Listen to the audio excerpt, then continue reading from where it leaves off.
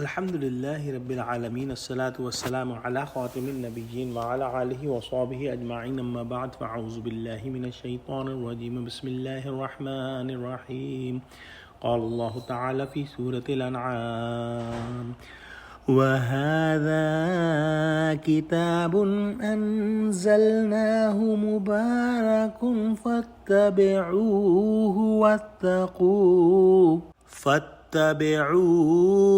واتقوا لعلكم ترحمون۔ ترجمہ: اور اے کفر کرنے والوں، یہ کتاب ہم ہی نے اتاری ہے برکت والی، تو اس کی پیروی کرو اور خدا سے ڈرو تاکہ تم پر مہربانی کی جائے۔ پچھلی آیت میں ہم نے پڑھا کہ اللہ سبحانہ و تعالی نے تورات کے بارے میں بیان فرمایا جو کہ حضرت موسیٰ علیہ السلام پر اتری تھی، اور اس آیت مبارکہ میں اللہ سبحانہ و تعالی قرآن کریم کے بارے میں ارشاد فرما رہے ہیں، یعنی تورات تو تھی ہی جیسی کچھ تھی، لیکن ایک یہ کتاب یعنی قرآن کریم ہے جو اپنے درخشاں اور ظاہر اور باہر اور حسن و جمال کے ساتھ تمہارے سامنے ہے۔ اس کی خوبصورتی اور کمال کا کیا کہنا۔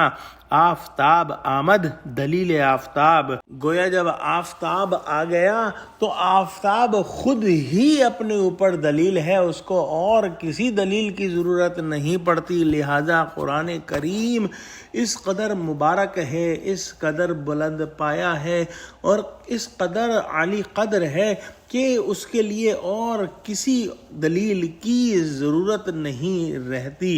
اللہ سبحانہ و تعالی نے یہ کتاب اپنی رحمت کا مظہر بنا کر ہم کو عطا فرمائی ہے، اور اللہ سبحانہ و تعالی نے حکم دیا ہے کہ جو قرآن کی پیروی کرے گا وہ سیدھے راستے پر چل پڑا، اور جو قرآن کو چھوڑے گا وہ سیدھے راستے سے دور جا پڑا۔ اللہ سبحانہ و تعالی کی اس کتاب کے بعد اب دائیں بائیں دیکھنے کی ضرورت نہیں۔ اگر خدا کی رحمت سے بہت وافر مقدار کے اندر حصہ لینا چاہتے ہو تو اس آخری اور مکمل کتاب پر چل پڑو اور خدا سے ڈرتے رہو کہ اس کتاب کے کسی حصے کی خلاف ورزی ہونے نہ پائے۔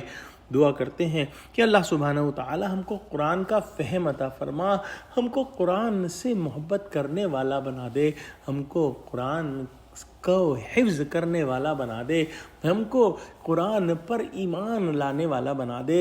جیسا کہ ایمان لانے کا حق ہے اس کو پڑھنے، سمجھنے اور عمل کرنے والا بنا دے، جیسا کہ اس کا حق ہے اور اس کو آگے پہنچانے والا بنا دے جیسے کہ اس کا حق ہے۔ آمین۔ وآخر دعوانا الحمدللہ رب العالمین۔ السلام علیکم۔